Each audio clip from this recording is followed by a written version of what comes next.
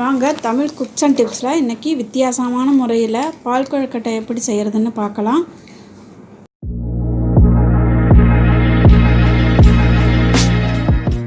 அதுக்கு முன்னாடி இந்த சேனலுக்கு நீங்கள் புதுசுன்னா இந்த சேனலை சப்ஸ்கிரைப் பண்ணுங்கள், பெல் ஐக்கானை கிளிக் பண்ணுங்கள்.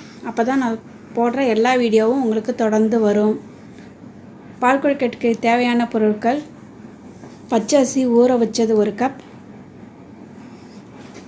1 கப் துருவிய வெல்லம், 2 டேபிள் ஸ்பூன் பாசிப்பயிறு,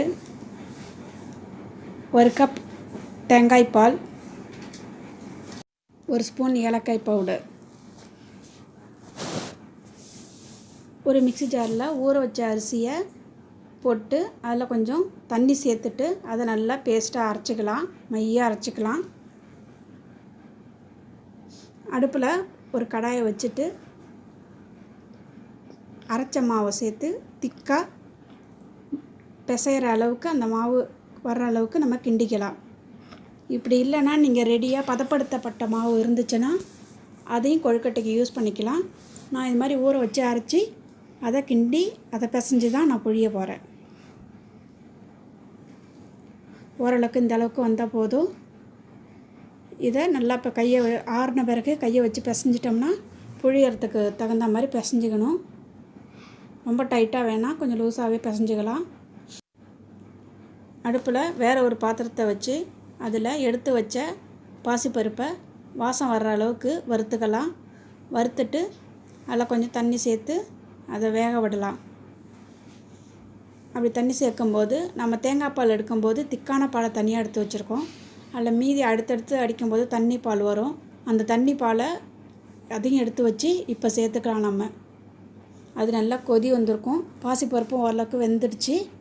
இப்போ கொதி வந்தோன்னே அதில் நம்ம பிசைஞ்சு வச்ச மாவை இந்த மாதிரி முறுக்கு உரலில் போட்டு பிழியலாம். நேரடியாக பிழிஞ்ச கொஞ்சம் போட்டேன். அது நல்லா இப்போ கொதித்து வருது, வெந்து வருது. மீதி அடுத்தது ஆவி அடிக்கும் இல்லையா, இன்னொரு தட்டில் தனியாக பிழிஞ்சிட்டு நம்ம அடுத்தது சேர்த்துக்கலாம். இப்போ போட்டது வெந்துடுச்சு. அடுத்தது திருப்பி கொதி வரும்போது இன்னொரு தட்டில் கொஞ்சம் கொஞ்சமாக பிழிஞ்சி நம்ம சேர்த்துக்கலாம். ஒரு செட்டு வெந்துடுச்சுன்னா அடுத்தது அதை கொஞ்சம் லைட்டாக ஒதுக்கிட்டு திருப்பி கொதி வரும்போது அந்த இடத்துல இன்னொரு செட்டை போட்டுக்கலாம். போட்டது வெந்துருச்சு. இப்போ அடுத்தது சேர்க்குறேன். இது சேர்த்து நல்லா வெந்து வந்துடும். வெந்து வந்தோன்னே நம்ம நசுக்கின வெல்லத்தை அதோடு சேர்க்குறோம்.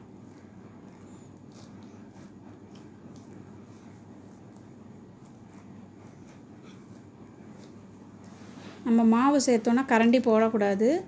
அது வெந்தால் தான் கரண்டி போடலாம், இல்லைன்னா மாவெல்லாம் சேர்ந்து ஒன்றா வந்துடும், குழப்பாக வந்துடும். அதனால் அப்போ அது வரைக்கும் வெந்து வர்ற வரைக்கும் கரண்டி போடக்கூடாது. வெல்லம் இப்போ சேர்த்துருக்கோம். அது நல்லா கரைஞ்சி வரட்டும். இப்போ கரண்டி போட்டு லைட்டாக தொலாவி விடலாம்.